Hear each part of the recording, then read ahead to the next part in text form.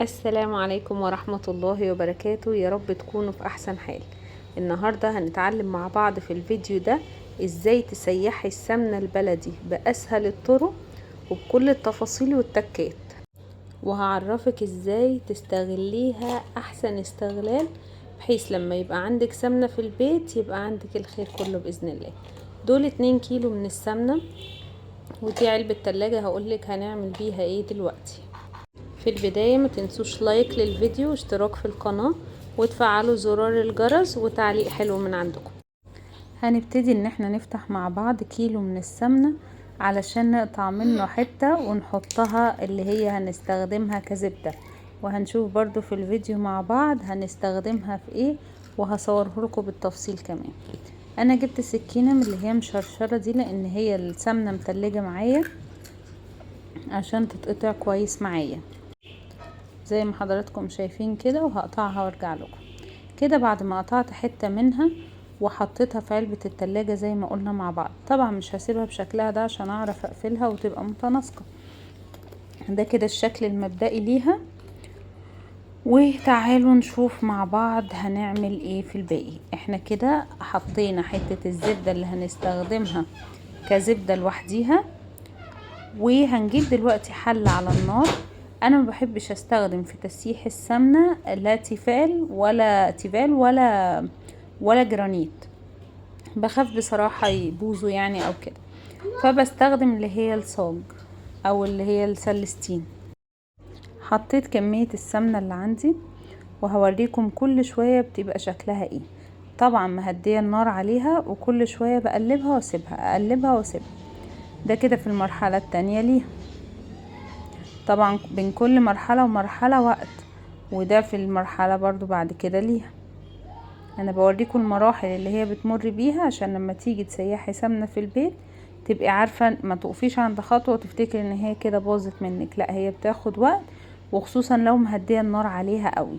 لو هتفضلي واقفة متابعاها ممكن تعلي شوية، مش على الاخر طبعا، وتفضلي واقفة متابعاها بنفسك. لكن انا كان لازم اسيبها وبعمل حاجات تانية، فكنت مهدية عليها على الاخر، وكل شوية اجي اقلبها واشوفها وارجع تاني. دلوقتي زي ما حضراتكم شايفين كده من كل مرحلة والتانية بتتغير، واللون الابيض اللي فيها بيتحول لذهبي، وبعد كده للون زي لون الزيت.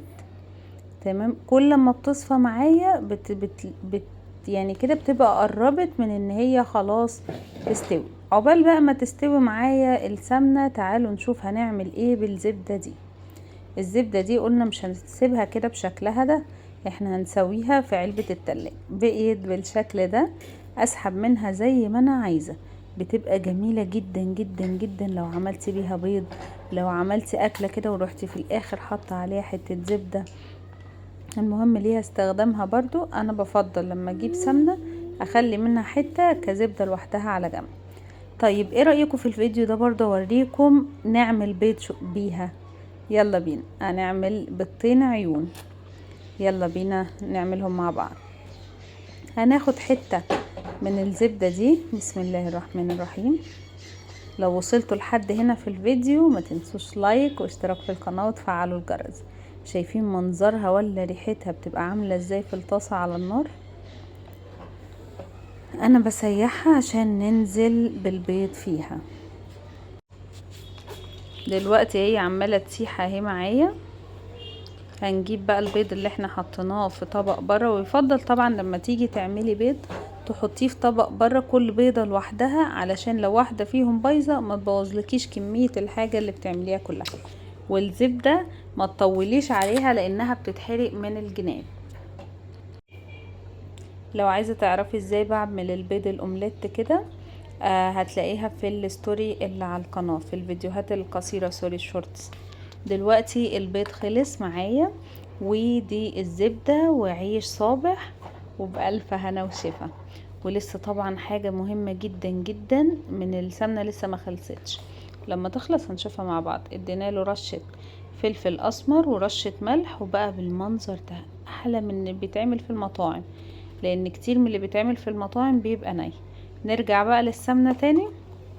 السمنة كده معايا قربت تخلص، هنفضل برضو متابعينها. وزي ما قلتلك لو انت حابة ان هي تتعمل معاكي بسرعة تخلي النار عليها وسط وتفضلي كل شوية تقلبيها. دلوقتي وصلت للغليان خلاص، ويعتبر السمنة كده خلصت معايا. بصوا بتاخد لون الزيت الصافي.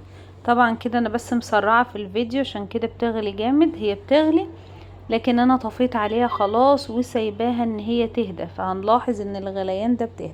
هتسيبيها لحد ما تبرد خالص، تبرد لكن ما تجمدش. تمام، لحد ما تبرد خالص معانا. وبعد ما السمنة تبرد معانا وتهدى هنشوف برطمان ننقلها فيه، برطمان او بطرمان يعني على حسب ما بتقولوها.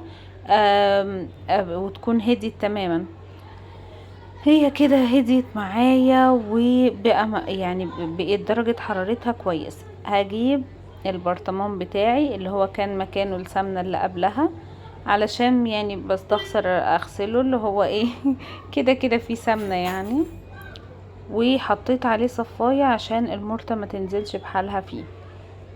وهبتدي ان انا انزل السمنة بسم الله ما شاء الله، بسم الله الرحمن الرحيم، فيه كده تسمي الله.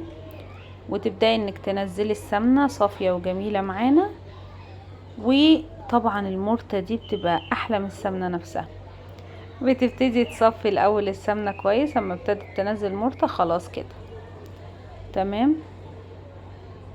دي الحلة اللي فيها المرتة اللي سيحنا فيها السمنة.